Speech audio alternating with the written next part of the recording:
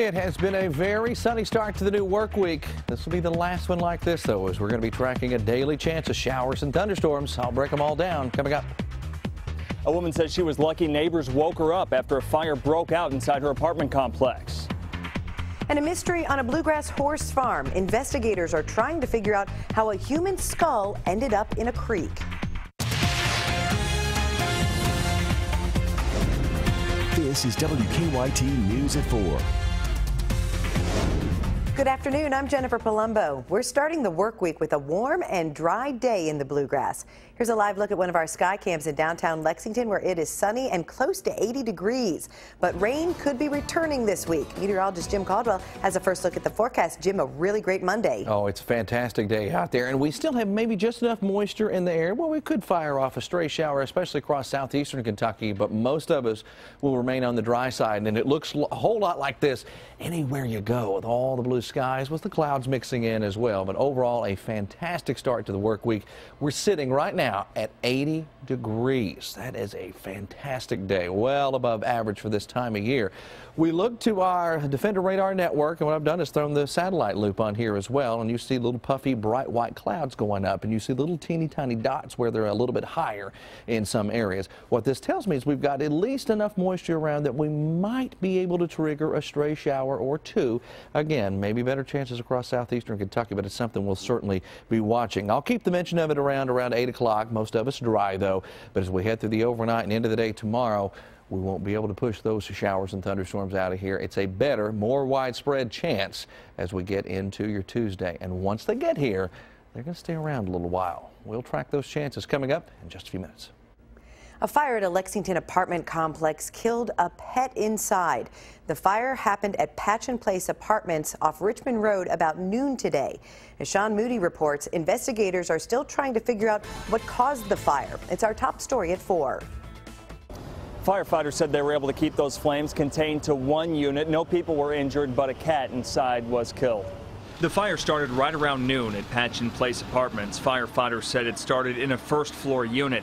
They were able to keep the fire contained to that apartment, but there was smoke throughout the building. The people who lived in the units around there stayed outside while firefighters ventilated the building. Firefighters said the person who lives in that unit where the fire started was at work at the time. No one was hurt, but firefighters said the man's cat was killed. We just try to give it oxygen. We have the pet masks that were donated to us, and we try to give it our best effort. And we know how important people's pets are to them.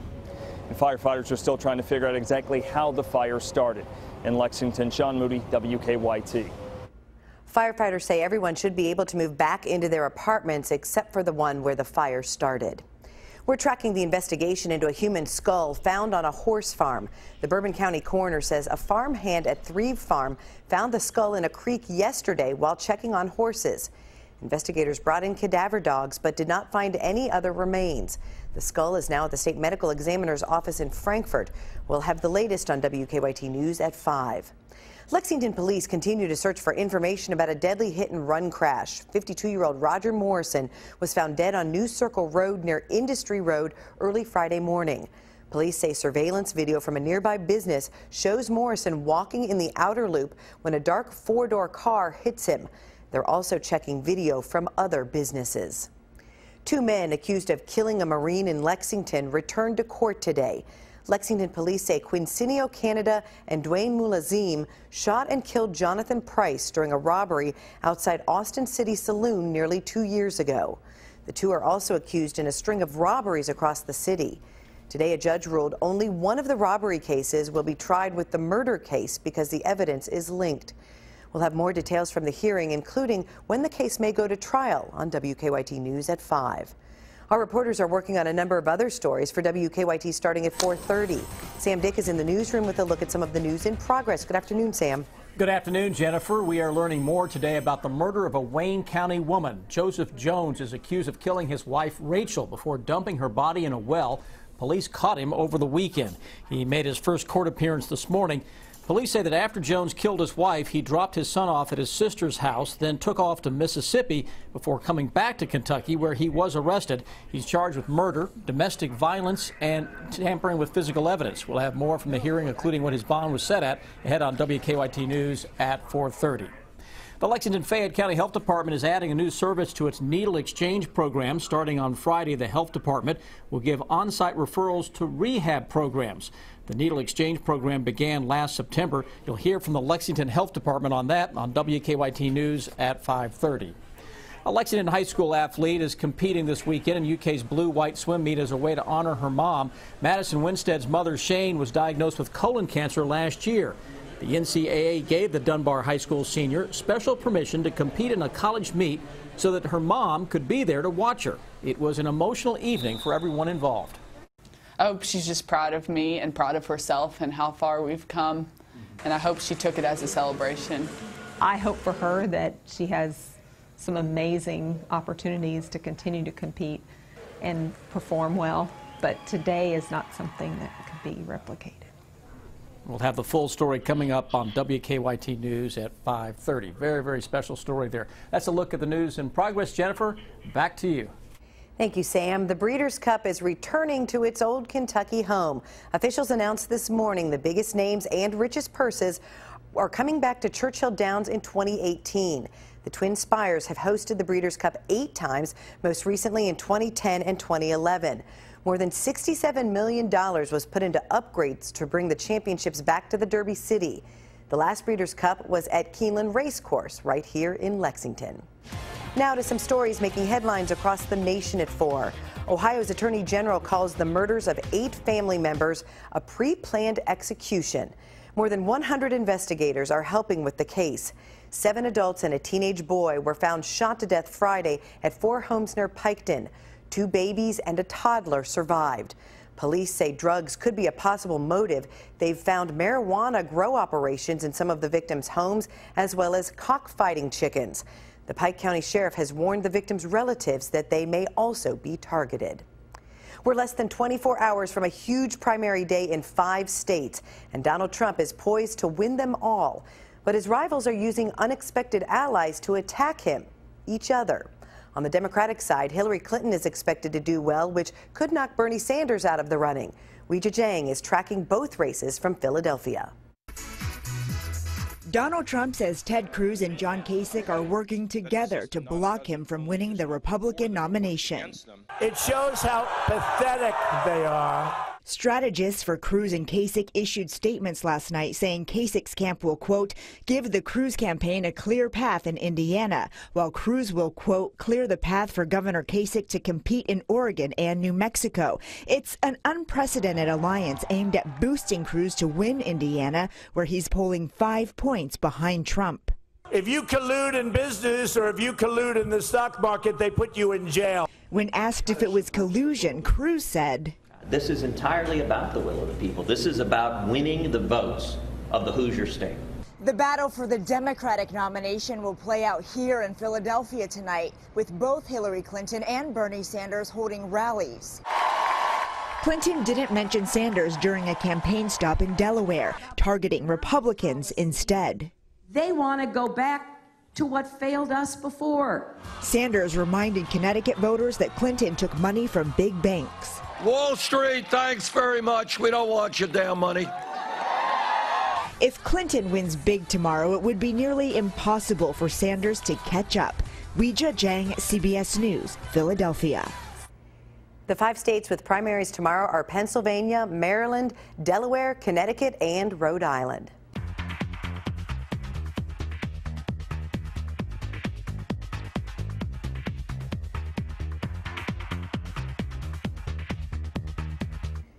Prince's music has once again topped the charts. That tops today's WKYT Money Watch. After the singer's untimely death last Thursday, more than 230,000 albums and more than 1 million songs were sold in just one day. That's according to BuzzAngle Music, a sales tracking service. Prince's hits, including Purple Rain and Little Red Corvette, were the top sellers. Tom Brady didn't make it to the Super Bowl this year, but he still sold more jerseys than any other player.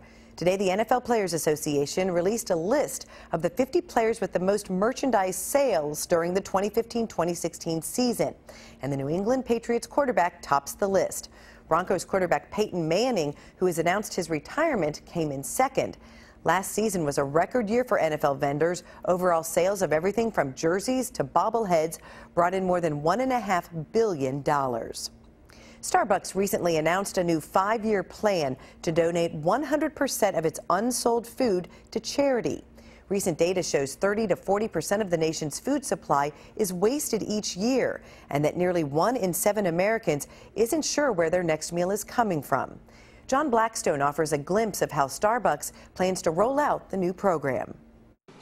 During the 4 years he's worked at Starbucks, Jordan Jellison has often cringed while watching unsold sandwiches, parfaits, and food boxes go into the garbage every evening.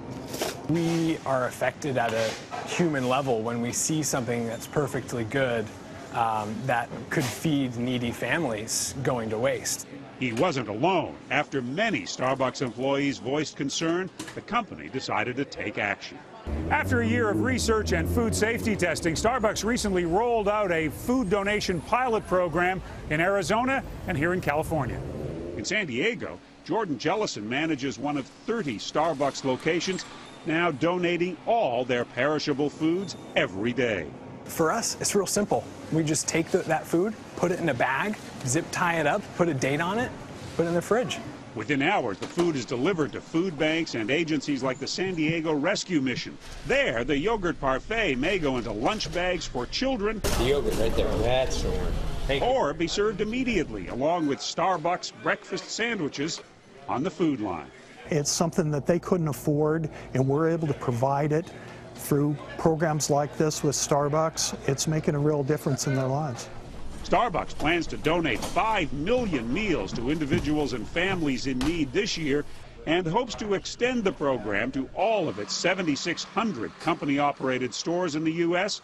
over the next 12 months. If other companies emulate this, if we can move that needle just a little bit, we're going to make a real difference in fighting hunger. John Blackstone, San Diego. It's time for Better Living, health, education, and consumer news that impacts your life.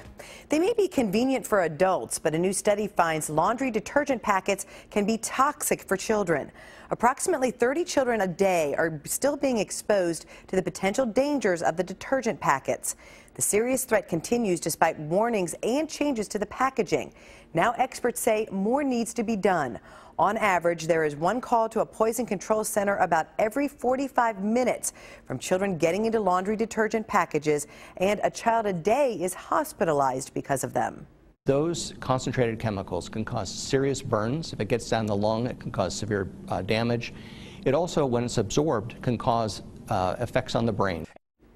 Experts say parents of young children should avoid using the detergent packets altogether, but if they do need to use them, store them up high, out of sight, and out of reach in a locked cabinet.